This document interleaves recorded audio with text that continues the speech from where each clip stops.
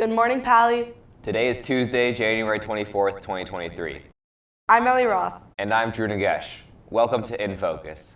Almost all Americans have some kind of immigrant background in their family history. Like me. But today, immigration has become a much more controversial issue in politics, and the process has become overly complicated for new immigrants, with the pandemic slowing the process down even further. InFocus reporter Sarp Kendirli has more. In the past couple decades, immigration has become an increasingly controversial issue in politics, with each new administration bringing about new policies and restrictions that have extended waiting times, a luxury many do not have. Justin Falk, an immigration attorney from San Jose, has been practicing immigration law for over 15 years and provides insight into the changing landscape regarding immigration and how the process works. Immigration law is interesting because the way in which Congress passed most of the laws for immigration, they give wide deference to the executive branch. But when you give such wide deference to the executive branch and not just didactically state what the law should be, you get these wild swings, and it makes it extremely difficult for intending immigrants, immigrant practitioners, to know what's the right way of doing things when there's all these wild swings. But once the Biden administration took over, we did see a liberalization of how strict the interpretations were for individual cases.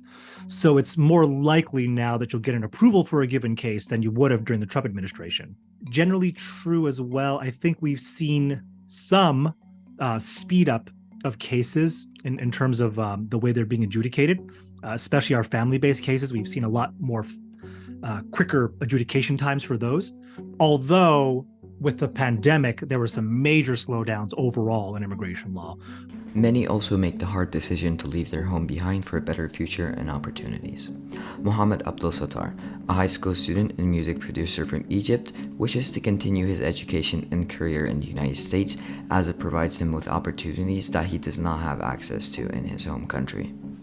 Two things: living conditions and education. The most two things, and financial stuff. Yep. Because in the US, you're capable of getting financial aids and scholarships and all that, and much easier to go into the US. You can pay much less than paying in Egypt for colleges, because a college here costs like 164,000 pounds, Egyptian pounds, yearly. So, and with financial aids and all of that in the US, as how I noticed so far is that they just decrease the price to the conditions of the person. Yeah, that's basically that's with the financial stuff. The education as well. Egypt is possibly, again, the worst education you can take. In colleges, we still don't know how the education is in colleges in Egypt, but as far as I know, they're not the best. A more recent development has been the lengthened processing times for pending cases as a result of the ongoing crises in Ukraine and Afghanistan, which tend to overwhelm a system with already finite resources.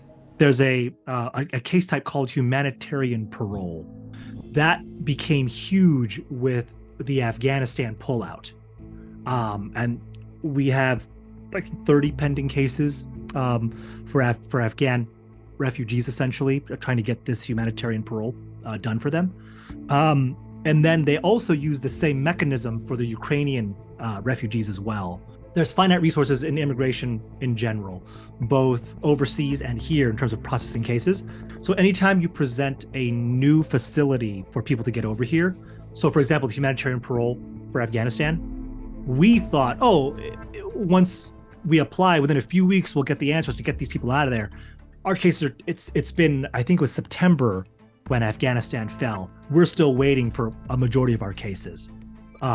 So with the finite resources, you're taking away from, I think you're right, you're taking away from other cases as well. But even that specific case type, it takes a very long time, depending on the number of people who are going to apply for it, especially because hiring new immigration agents, immigration officers, takes a lot longer than just drafting something saying, hey, you can now do this. You don't give enough time for immigration itself to ramp up in terms of personnel. Even within that certain case type, are there enough people there to process the cases? The answer is no. Some progress is being made in accelerating the process. In an effort to mitigate impact of long waiting times on families, the United States Citizenship and Immigration Services has announced a commitment to reduce processing times for a handful of cases by the end of 2023. Unfortunately, such efforts fall short of satisfying the need for more comprehensive immigration reform, which doesn't seem likely in the near future. For InFocus, this is Sarp Kendirli and Anirudh Bharadwaj. That does it for today's show. Follow us on social media at InFocus News to engage with our content, and visit our website to view today's campus bulletin. Until next time, I'm Ellie Roth. And I'm Drew Nagesh, and this has been InFocus. Have a great day, Vikings.